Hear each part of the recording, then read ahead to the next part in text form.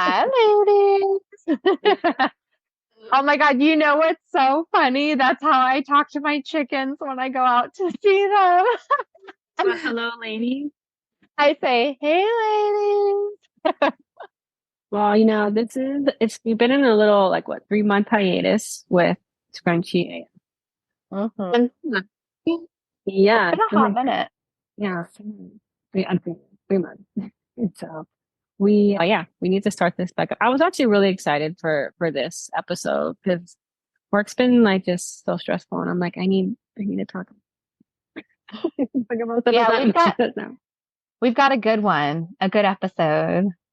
Yes. And the topic today is natural living, but it's for beginner tips to natural living that will annoy everyone around you. Yes, natural Yeah. living tips for beginners. Yeah. When I was doing research, so I wanted to come across like blogs that were like talking about people who are annoying, like crunchy, because it's crunchy.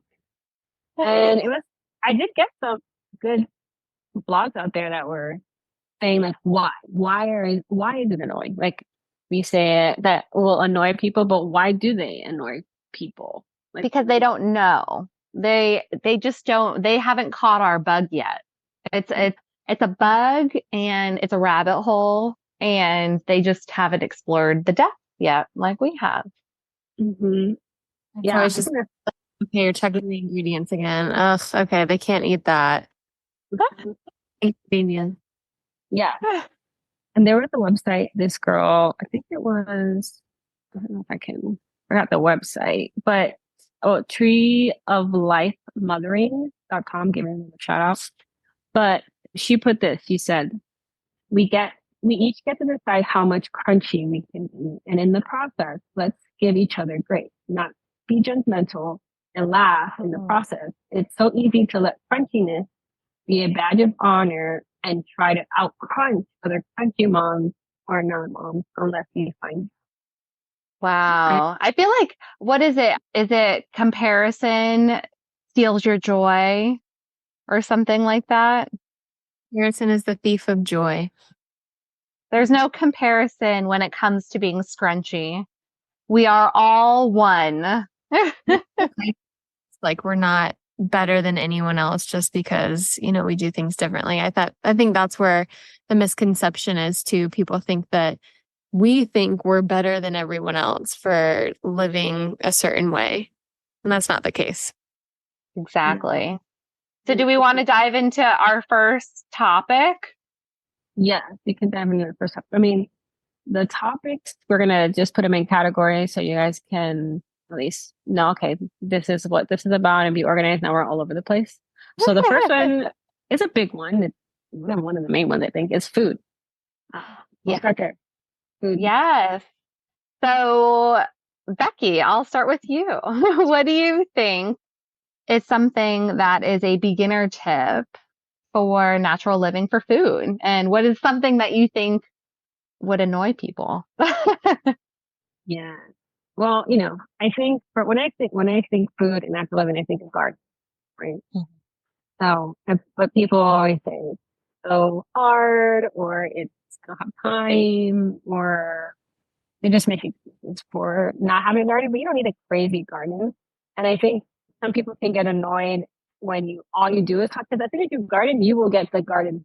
Like you will be obsessed. You can't stop talking about it. So then, even starting with like a herb garden, like a herb pot, a couple pots of herbs, like that's a little mini garden. You don't have to have something crazy. And then all you do is talk about it and then ask if you want them to have some of your plants and care. Like even my boss, shout out to her. She lives in suburbia and she's also becoming a chicken lady, which is crazy because she was like in like suburbia. So she's like going that route too. But she started like doing, those things that's like a light and it's like a little mini, I don't know what it is. It's kind of like a little station and people could put them in their kitchen. It's like a little mini, Like a grow box. yeah, like a, What are you talking about? They're like little grow lights. yeah. So she started with that. And like she would always talk about it. She's like, oh, and she actually gave me some of her basil. like, oh, here's my basil. And like, cause you get really excited. And so for people who are just like, don't even want to like talk about that stuff, or you're in a group of people and you're talking about, I don't know, sports or something, I don't know. And then you talk about your basil that you just started growing. And so I think it could be annoying for some and maybe not, but I think food, growing your own food, one of the main things Mm-hmm. you're growing, I think that can be annoying, but at the same time, it's just like, you know, I think people just wishing they had one. I think all this jealousy is like they wish they can have that, but then they just kind of rag on you about Mm-hmm. It's doable though, vertical gardening. I mean, even if you live in an apartment, you have a little, balcony, you can have a big vertical pot, all types of little things. So it's doable. You just have to scale it to what is available to you. Yeah. And even starting like out super simple. And I feel like even stuff that you get at the grocery store, like produce, like there's so many tips and tricks that you can do with scrap. So like you can recycle your scrap. If you like chop down your celery stalks from the grocery store, you can replant the bottom of the celery. So it's something that is accessible for everybody. Or even if you buy, one of the small herb plants at the grocery store, like the basil or the mint, I feel like it's almost better and more cost effective to buy a whole plant than to buy just a small container of herbs because they're going to go bad so quickly. I mean, we've all bought the cilantro to make guacamole and then we only use like a little bit of it and then it gets all slimy and gross in the refrigerator. So it's like, why not just buy like a $5 plant of cilantro and then you can take clippings of it and propagate it. I feel like that's accessible. My thing is propagating. I feel like that is such a bug that you get. Yeah. And then you want to like share your plants with everybody. Katie knows when she came over to my house, I feel like I'm always just pushing plants on her. I'm like, here's some cranberry hibiscus that I propagated. I know a Vicks plant because they're so easy to grow. They're so easy to propagate. Like that's another thing. People say, oh, I don't have a green thumb. I can't do it. Yes, you can. You absolutely can. You just have to find what works for your area. Like I know people have a hard time with basil. I can grow basil like crazy over here, a giant bush of basil. So you just have to figure out what you can do. But yes, I give everybody Vicks plant because it's the easiest thing to keep alive. Mm-hmm. And I'm Yes. spreading around. You gave me it, and I'm spreading around. I'm giving people like but like you said, propagating that could be annoying. Like if you're significant, it's like, why do I have all these cups with all this water and all these plants? You're like trying to fit them everywhere that you can. And that can be annoying, I guess. Yeah. But I mean, I feel like bartering plants is something that you just, as you go, like raise your level of scrunchiness, you're like, you develop this weird relationship with like friends and even people you don't know, like strangers, like people, like I remember the guy that was delivering dirt to my house. He was delivering a truckload of compost to my house. This was the first time I ever met this guy. Nicest guy. He's like, where do you want your dirt? So he was like backing in the truck and I'm like, oh, by the way, I go to give him the money for the compost. And I'm like, and here's a pepper plant. And so it's almost like you're like your way of thanking people, but like other plant people and like other like scrunchy people will understand. So I feel like they won't find it as annoying. We have neighbors next door to us that we don't really barter with them. We just trade plants all the time. So we've given them honey from our bees and they give us plants like flowers for the garden, like pollinating flowers. We've given them cranberry hibiscus, loofah plants. Neighbors. Yeah. I mean, growing food is like a really big thing when it's not living. I mean, even food, but like drinks, like water, clean water, and like just how to make sure your water is clean. Or if you're using plastic or getting it from your sink in the food. Yeah. So that's a huge topic. And I feel like that's not talked about enough. Clean water. So I feel like we take for granted our water, and it's something that, I feel like when we were younger, like our generation, we didn't think twice about going to the faucet and just turning it on and filling up a cup of water. I mean, that's how I grew up. We didn't have a filter on the refrigerator when I was growing up. I didn't even know what a Brita filter was until I moved out of like on my own to my first apartment and we bought one and didn't know you had to change filters. So I feel like nobody really knew a lot about clean water.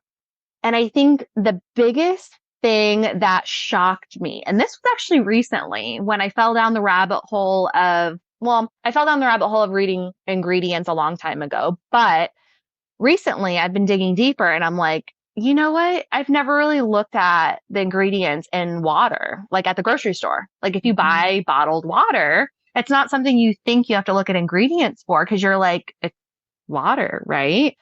But I tell you, I went down the whole aisle and looked at every single case of water and every water bottle, and only a handful was actually water. Most of it had like flavors added to it. So like sodium or like like things to make it taste more fresh. And I'm like, that is bizarre. First of all, I was like, why do you have to add something to make water taste fresh? But it's crazy. I don't remember if it was Nestle or what the brand was, but there were 5 ingredients in a bottle of water. Dasani, and Dasani, everyone knows sucks. If water's not, we know Dasani sucks, but they're owned by Nestle, I thought, or Pepsi. I'm compressed. Yeah. We don't use water bottles anyway, so Brita filter is the way to go, or the filter that's on your actual sink. You can always tell on Katie if you work with her that she has a huge bottle of water. Oh yeah, my sport water jug goes everywhere with me, and I get made fun of a lot because I'm drinking out of like a spaghetti sauce jar or a pickle jar, or I bring that stuff with me everywhere because I cannot stand the thought of like using a jar one time, pouring out your spaghetti sauce, throwing it in the trash. Can you imagine how many like millions of people across the country use their spaghetti sauce, throw it away, it's in a landfill forever? That is just mind blowing to me. I think that's a good topic to go segue of environment. Yeah. Well, and water bottles, I mean, think about how many you could go through. I can't tell you how many people I know. And that's something too that we need to work on. Like personally, me, like when we have get-togethers and holidays and birthday parties, I mean, the first thing I do is go buy a case of water and I'm like, why? Like I should put out like, I don't know, like a big glass pitcher or something and put some fresh water in there, maybe some slices of lemon or something, and just have cups and people can help themselves. Or we have a filter on the refrigerator.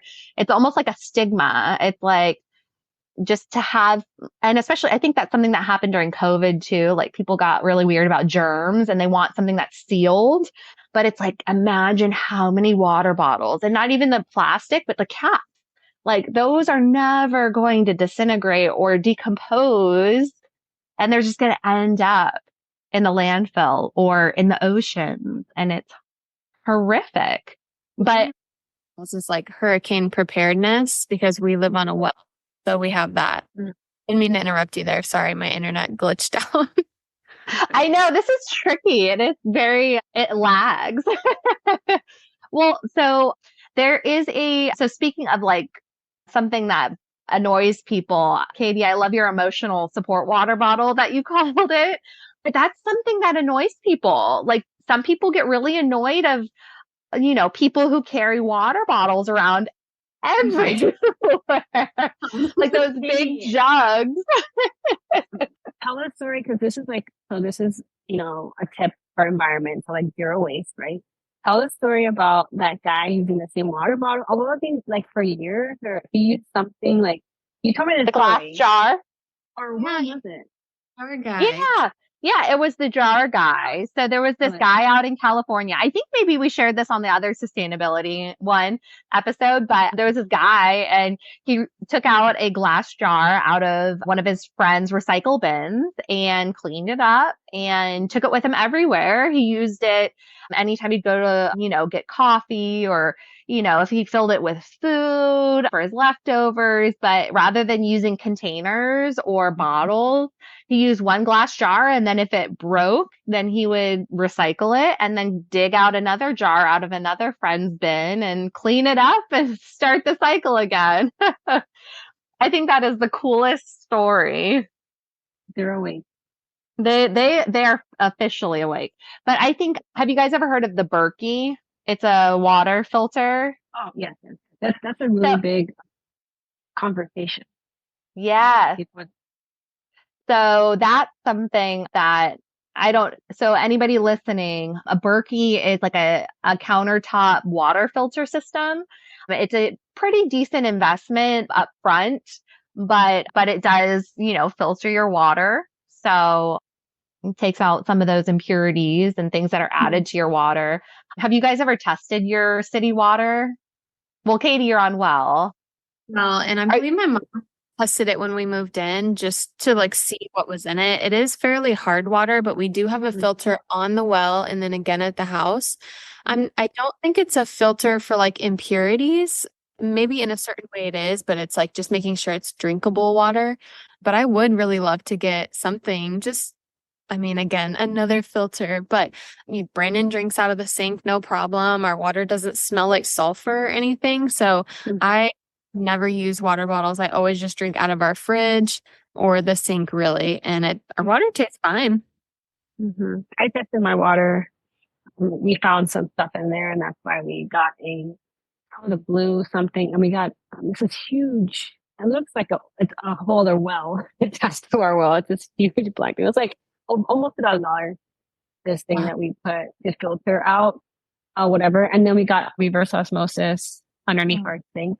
So we have that. So it's like we have a little mini spigot next to our sink faucet, and we have that. But you have to change the filter so they kind of look like like in a car, like people's car that gets like they have these like things in their car that make them go faster, like NAS or NAS or NAS or I don't know. These people that in the car are like, this girl's dumb. Like, she doesn't know what she's talking about. But they're like these like kind of weird tubes, like metal things that you have to actually like. Those are the filters. You have to like change it because it has like UV blue light.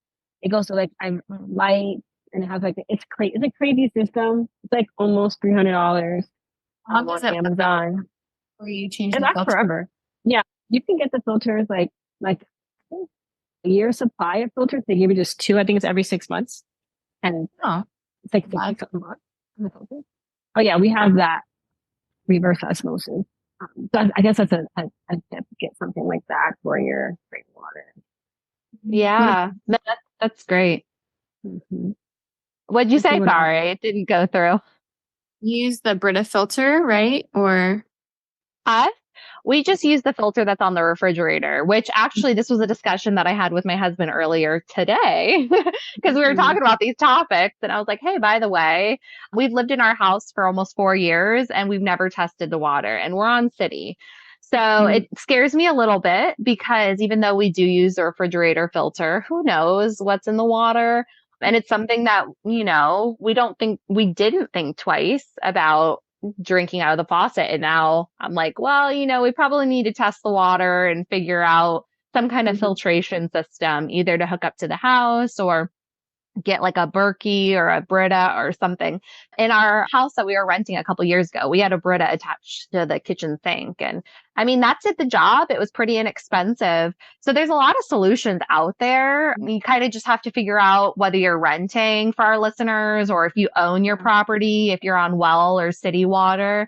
But it's just something to consider, trying to reduce the amount of waste that you have in water bottles, even carrying your water best friend around with you, bringing like some kind of a jug of some sort with you. You can knock someone over the head with it if they're chasing you, multi-use. Yeah. I think on something else that's kind of way out of realm and can be crunchy, very crunchy when it comes to environment is reducing your EMF. You know what that? Have you heard that? They have like electromagnetic field. And I'm getting one of those like Things for your Yeah. bed.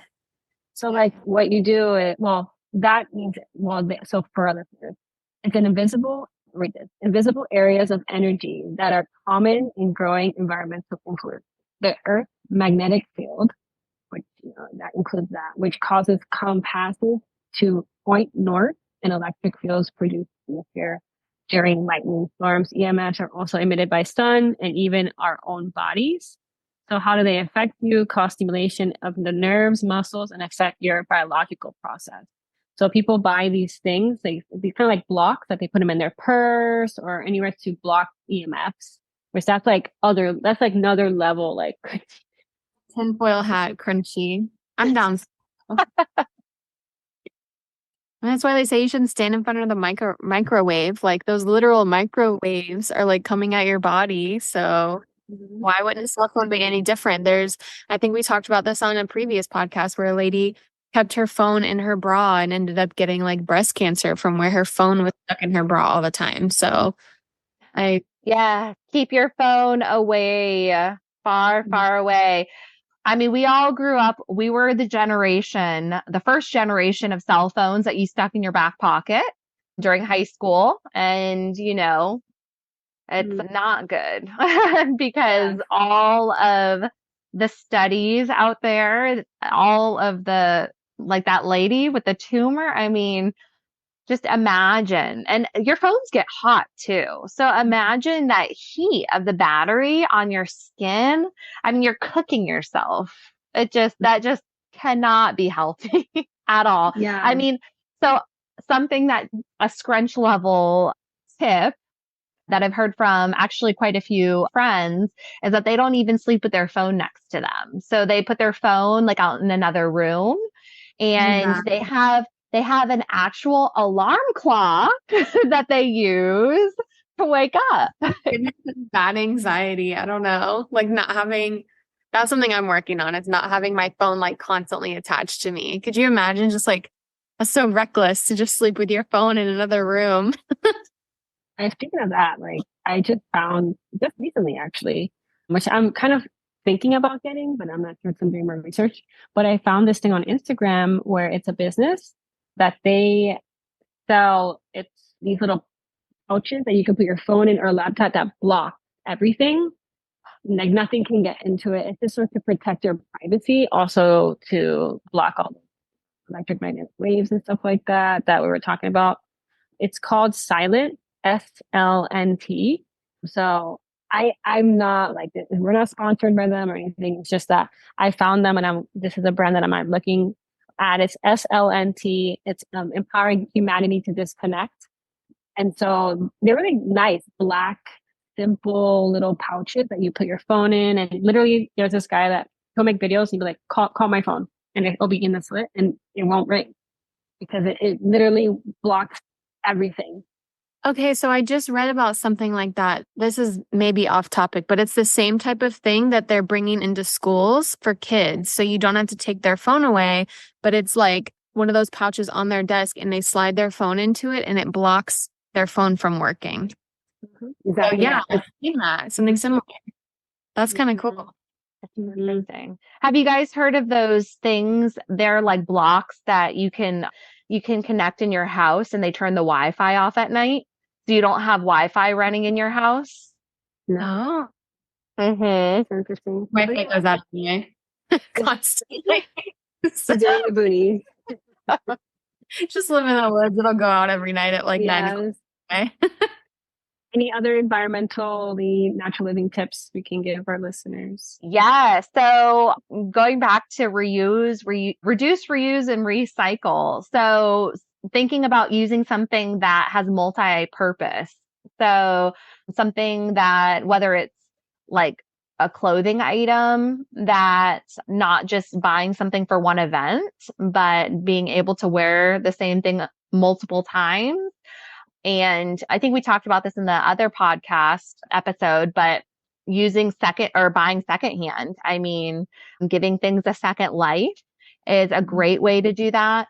I know in our house, we're trying to start small. So even paper towel rolls. So we don't use a lot of paper towel rolls. And actually, it's funny. I've been asking my mom for paper towel rolls because we don't really have a lot, but we've been using that and toilet paper rolls. So we use that for our bees. So the cardboard roll that's left over, we'll smush it down. And so with honeybees, for our listeners, you use a smoker when you go check out the bees and when you do your inspections. And so we use the cardboard, we light it on fire, we put it in the smoker and it turns it into the smoke. So we use that for my bee inspections. And so it's using something, giving it a second life and not just throwing it away. Also, I know we do this at the yoga studio that I teach at.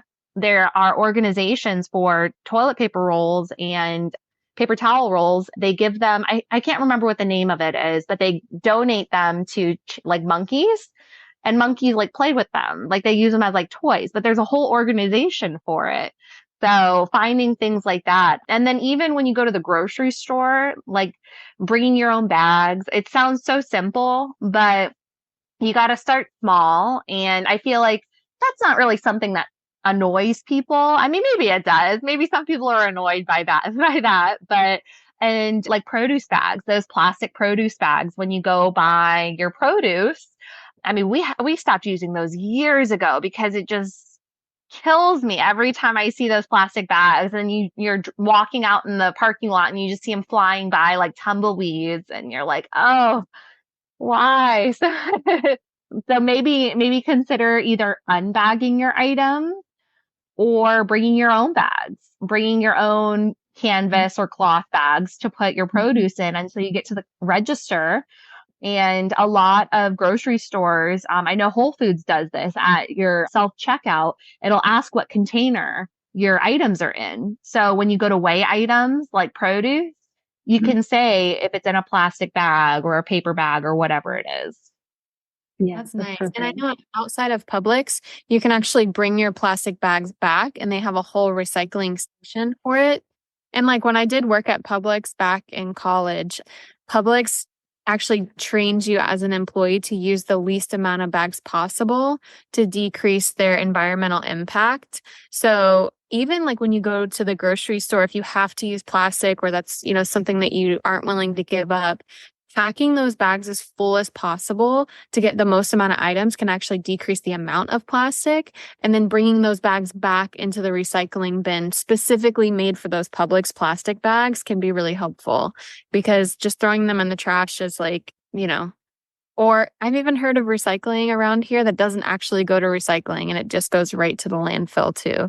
So I don't know. I've also been trying to remember to bring my own canvas bag when I go to the farmer's market, because even at the farmer's market, they give you things in plastic bags, or if you weren't expecting to stop by the market, you're like, oh man, and they give you a plastic bag. So I've been trying to leave one in my car. That way I have some type of canvas bag to just throw all my things in and no need for extra plastic, Those are good tips. I feel like another thing, I'm just researching stuff, but I actually bought. Okay, so I got hit with an Instagram ad. Okay, Marketing. marketing. But it's called papaya. So I'm looking up. So I haven't used it yet, but I bought like 3 of them and had a discount. Oh, thanks for using it. But it is I guess new technology where you use that. It's one of these sheets, which I can leave and show you like it. But it replaces one sheet of this kind of fabric that they made, replaces 18 paper. So how it works is you wet it, you wipe, and you hang it because it's like a little hang. And their whole thing is like it won't smell, like how like rags, like people use rags, or like you hang it, it'll smell. And so it's 20 times more absorbent, I guess, than reusable like towels.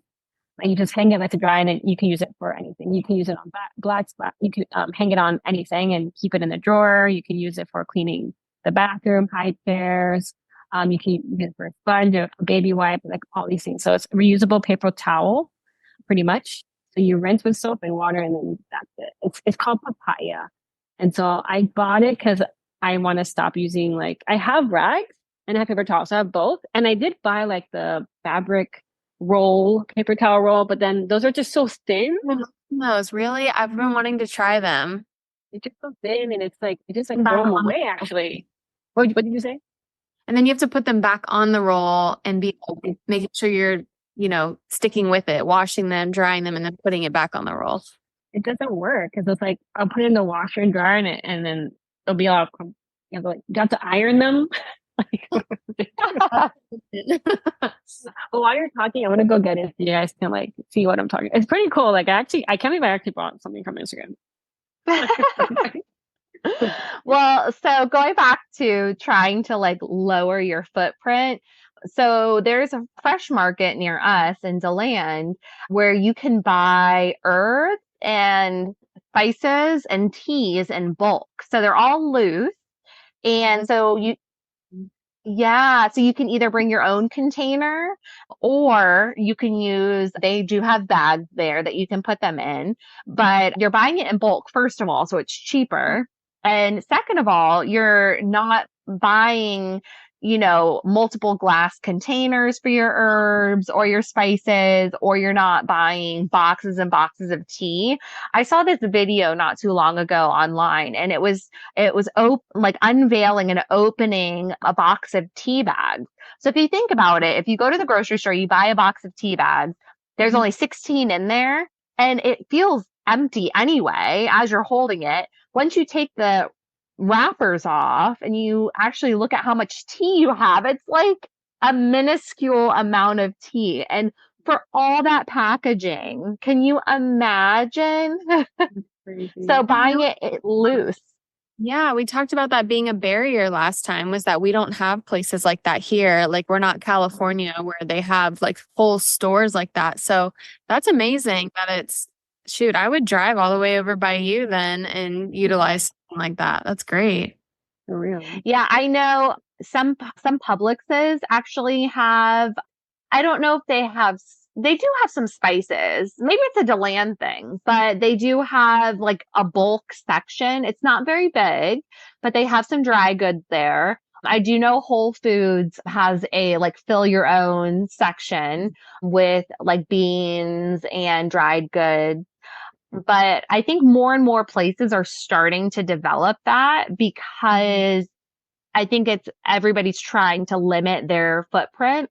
But going back to, raising your scrunch level, you could always make your own tea. So going back to starting a garden, it's so easy. And most plants you plant in your garden, you can use as tea. So planting cranberry hibiscus, you can dry out the leaves and the flower. If you have a hibiscus plant, like a shrub, you can dry those hibiscus flowers and make that into tea. I mean, pretty much any flower. There are, mint? Mint for sure. And that one is so easy, but always remember to keep it in a pot because it's invasive. Lemon balm. But you said hibiscus. I had hibiscus tacos the other week. You could even use the hibiscus flowers and make like an alternative meat. It was so good. So, this is the papaya stuff. Okay. Yes. So this is so crazy. So they have cute little designs. There's like a blue. Obviously, if you're seeing this on YouTube, you can see it. But if not, one's like a blue kind of like flower. This is like kind of jungle green. And it's like a lemon. And so the black has like a texture.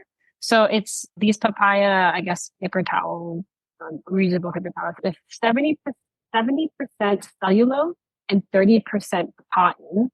And they're raw, renewable, all natural, and you can compost. Nice. I was gonna ask what they were made out of. Yeah. That's awesome. So one of them is supposedly replaces 18 paper rolls. Wow. So Becky, you're gonna have to let us know. Keep us posted and let us know how those work out. Yeah. Maybe we can put in our newsletter. We can put a newsletter for this episode. We'll show people like what's it about.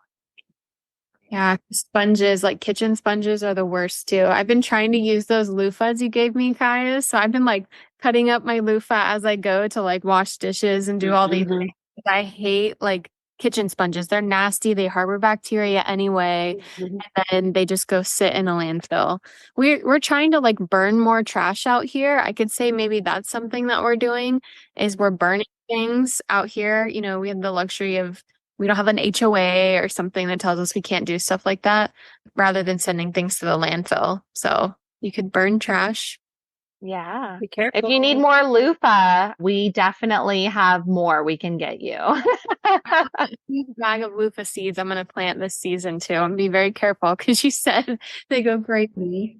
Oh my gosh. So funny story. When Hudson, so for our listeners, my oldest son and I were harvesting loofah last season. So, well, last year around this time. So probably like maybe it was in the fall. It was in the fall when we were harvesting our loofah, but he, was only 3 years old and we were flinging seeds everywhere. And I cannot tell you how many volunteer loofah plants we had popping up all over the front yard.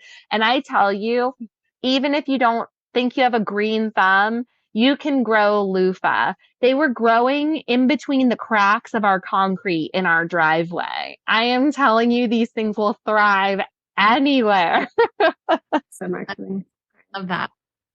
And then you can use those to clean your house, your bathrooms, your dishes, everything. You can use them as, body scrubbers. You can use them for so many different things. Loofah is so versatile. Yeah, we have them in our shower. We use them to clean things and dishes. I mean, we've used the same loofah probably for months. Yeah. And it's still in perfect condition. It is, I mean, it's not even disintegrating or falling apart. So, it's good and bad because we're like, well, what do we do with all this loofah? And this fall, we're going to have a ton more too. It's fun. Yeah. I think both of these things go with, I think, home and environment. So they just kind of blend together because you find things that are thinking about Mother Earth, the same thing as protecting the environment. I feel like also you can protect the earth by traveling sustainable. Instead of maybe carpool or I've used the Bright Line here in Florida. If you're from Florida, they have this new transit system. It starts in Orlando, goes all the way down to Miami. And it stops in different. So I've done that to decrease my, footprint of pollution and really traveling. Yeah, that's a good one. Or even walking. If something's within I mean, it's very hard in Central Florida. A lot of things are far apart, but if it's possible to walk instead of driving places or even ride your bike, if it's accessible. I know in a lot of urban areas, things are a lot closer.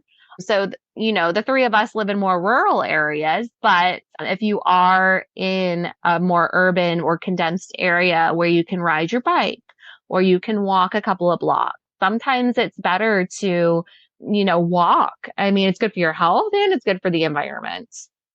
All things for natural living. I mean, I think natural living is just yes, we're crunchy, we live naturally, but it's the time. You don't do it what are you living in 1990s or 1980s? We are progressing as a country. Like you just said, companies are more cognizant of what they're using packaging wise and kind of. I think at this point, I think some people, Americans don't think that they're crunchy, but they probably are. I know because crunchy is the new natural living. I think So, talking about home, you mentioned home, Becky. I mean, things that are scrunchy that could annoy people could be scents in your house. So we all went through the era of Bath and Body Works plugins, and I am not, saying anything mean about the company or bad about the company because I did love Bath and Body Works for the longest time. But the plugins are horrific for your health. Glade plugins are carcinogens. This is something I'm super passionate about is plugins in your Katie. Plugins, candles. I mean, I have friends that they bring me items or will, hand something down to me, give me a gift or something, and the smell of their home and the Glade plugins stays on that item through putting it through the washer and dryer 3 different times. Can you imagine? You're breathing in that stuff. It is proven that these oils that are coming out of these certain candles, of course, but then the burners that are in your plugins, this oil like settles on your home. So it settles on your floor and all of your things. If you have small children, they're like crawling around on the floor, putting their hands in their mouth. Like that is the worst thing for you. And we all know fragrance is an endocrine disruptor. I've already said in a past episode, you can pry fragrance out of my dead hands. Perfume, I haven't given up yet, but I only do clean soy candles and I do not do any types of plugins. They're so bad for you. So what are some good alternatives to these plugins? You could do natural room sprays that you make yourself. So using either like a carrier oil. So you can use like jojoba, jojoba, I don't know, tomato. Or a spray that you used to have, Katie, that you used to spray for at work. Oh, my sage spray. Yes. Oh, what's the thing? Also to cleanse the energy, but also to cleanse the smell in the room. It's like just a natural sage spray. Not crunchy. Yeah. Not crunchy at all. Well, and the thing is, no, we're being facetious. Oh. Ignore me. But like making your own spray, so either using filtered water or a carrier oil and then adding essential oils to it, or not even oils. You can use citrus, right? So, using any kind of citrus, you can make your own room spray, put it a couple of drops of, I don't know, lemon juice or whatever in filtered water and put it in a spray bottle and spray your room. And guess what? Now it smells citrusy and it's not, an endocrine disruptor. It's not going to harm you or your family or your pet. Pets are such a huge thing that people don't think about, but they're on the ground, right? And they're at that level with those plugins. So can you imagine their exposure to those plugins? Yeah. Well, simmer pots. Have you guys ever done that? It's more popular for me, at least around the fall time, but you literally put a pot on your stove with your extra, cut ends of your lemons or your oranges, put some clove in there, some cinnamon sticks, and boil it like when people are coming over, and your whole house just smells like amazing. And it's all natural stuff. I mean, after that, you probably even could pour that into a spray bottle or something and make a spray out of it. Yeah, you can gift that too. I have a blog post on my website that went so crazy in the Christmas time because it showed like what I put in like the mason jars. And you put in like any kind, probably if you have a real Christmas tree or whatever. But I was in Washington State, so I can go outside and take because it's there in Washington State. Yeah, like cinnamon and citrus, like you said, like dry citrus. You can like gift that too. And say, hey, you don't have yours.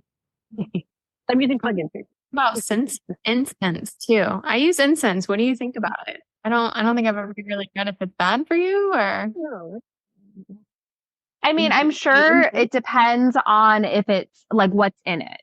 It's probably if it's a bunch of like added junk or if it's, something that is more of a clean product.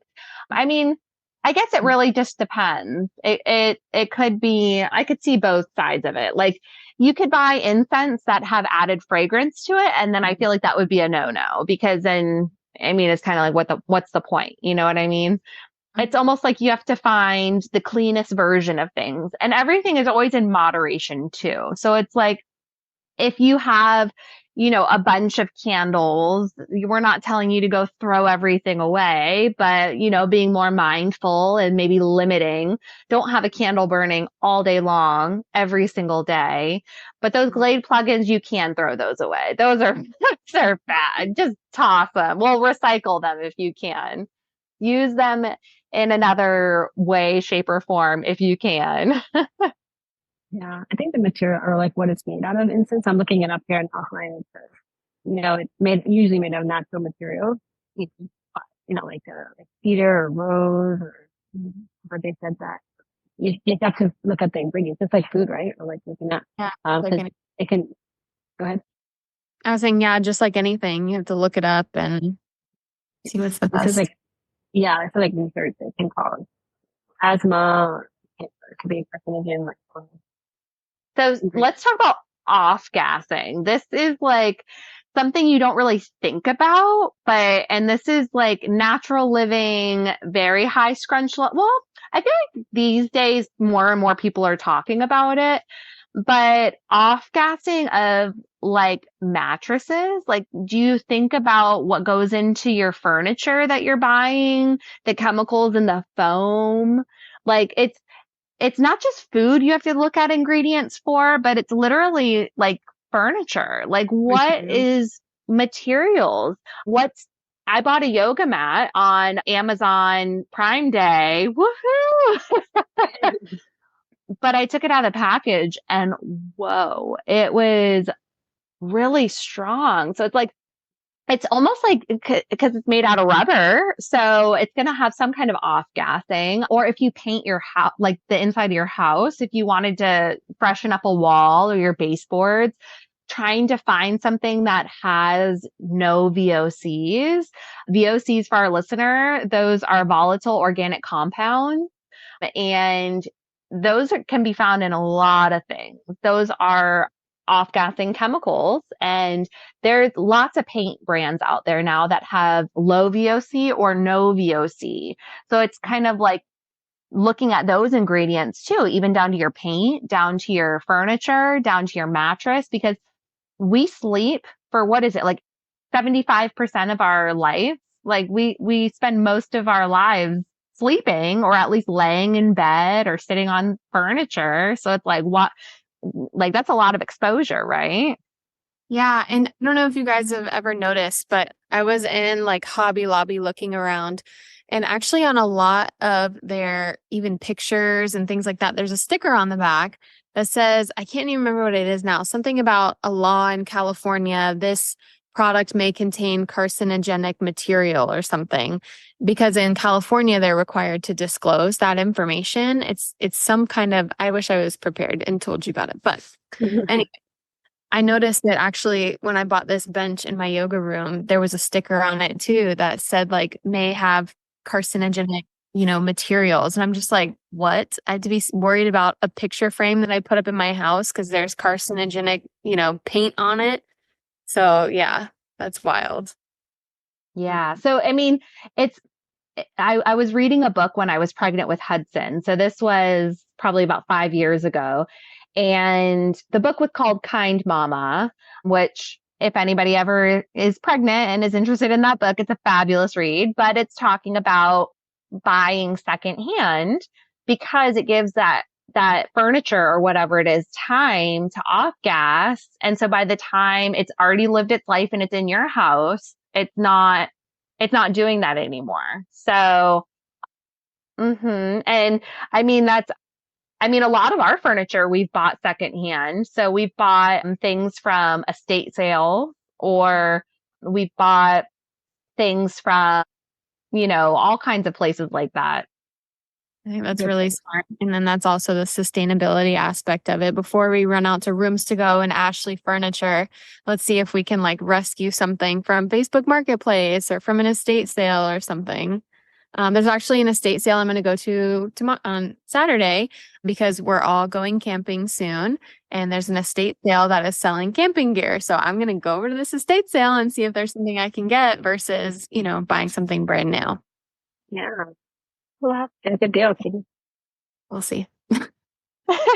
You can usually barter too. If you ever go to like estate sales or garage sales, you can usually barter or, cut the cost. Has been my thing recently. I just got these, especially for like home decor. I'm trying to thrift a lot of things because I don't want to purchase new. I don't want to purchase off Amazon and things that are like fast fashion-y.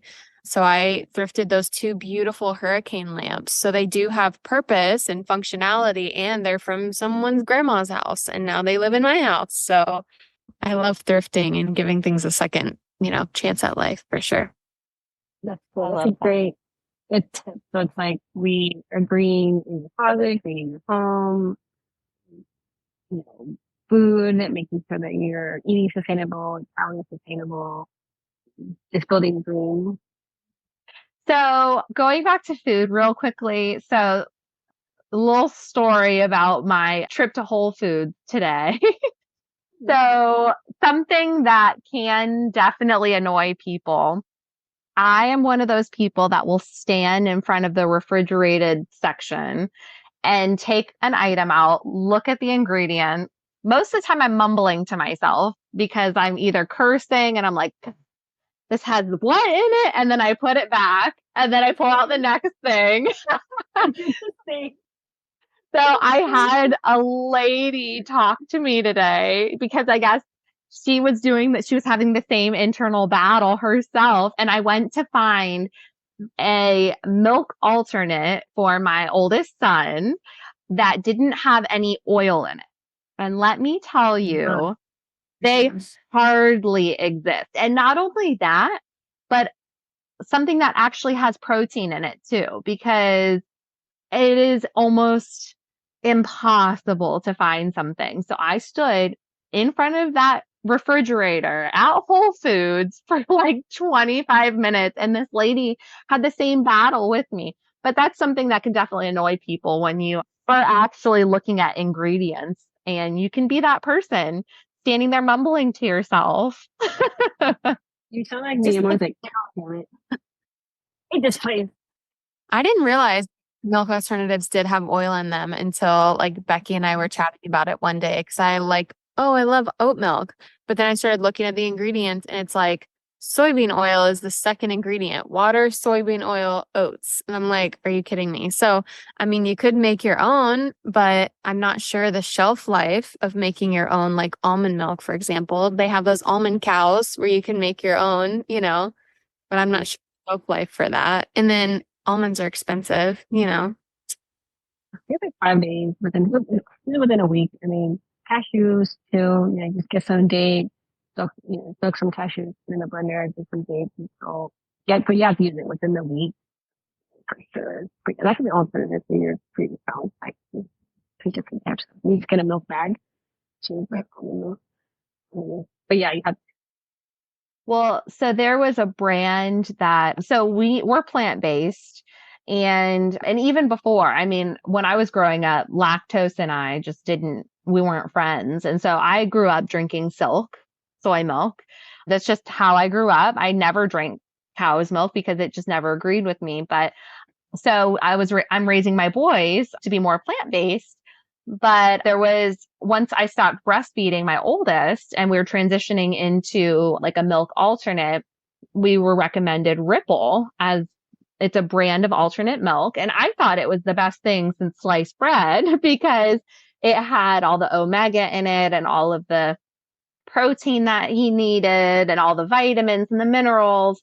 And I don't know why I never looked at the ingredients list. And I gave it to him for the past 3 years. Breakfast, lunch, and dinner for 3 years. And the second ingredient is vegetable oil. No. I am You're in crunchy jail. appalled. Shame on you guys. Appalled. So look at ingredients always, even if it's something that you have been using for years and something you think is good for you, look at the ingredients. You would be surprised. And I think going back to maybe making it yourself, and if that's not accessible, finding the lesser evil, finding a milk alternate that has the minimal amount of ingredient. And I found one and I don't remember what the brand is. I don't remember if it's Cadia. I feel like that might be the name of it with a C, but it only has 3 ingredients.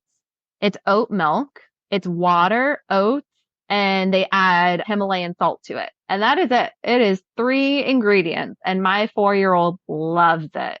Good. That was a good transition. But it's like $8. It's like $8 a container, but it is what it is until I have time to make it myself. Yeah. I'm looking up where that I've been able to use because we all know coffee is the devil. It's all oil. So one coffee creamer that I get, it's Starbucks. It's non-dairy. The oil in it is coconut oil. There's no maltodextrin and it's dairy free.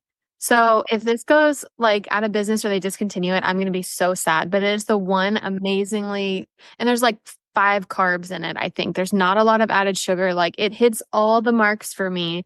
And I guarantee you they're going to like discontinue it or something.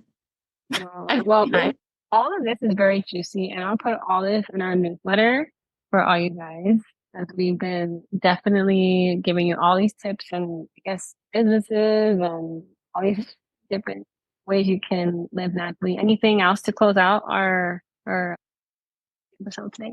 I just want to say welcome back. I'm happy for all the people who left us suggestions and notes. Like, you know, we knew our audio wasn't great the first couple rounds. You guys were super nice and just gave us that kind feedback, and you actually wanted us back. People were asking when are there more episodes? So that made me really happy that people even, you know, listened and were like, where have they been? So I just want to say thank you. Thanks for tuning in and just listening to us gab about, you know, things that we're passionate about. Yeah. And if there's ever a topic that you want more information on, feel free to leave us a comment and we're happy to do like a follow-up episode to dive a little bit deeper into whatever that topic is. The more and our next episode. Yes. What's going to be our probable or might be our next one? Ooh, okay. So I think a good topic next, we should do planting local plants, like native plants to Florida, and what is good. Yeah, what's good for local pollinators and even like food forest items that end up thriving in Florida and they're going to be zero effort, right? Zero effort lawns.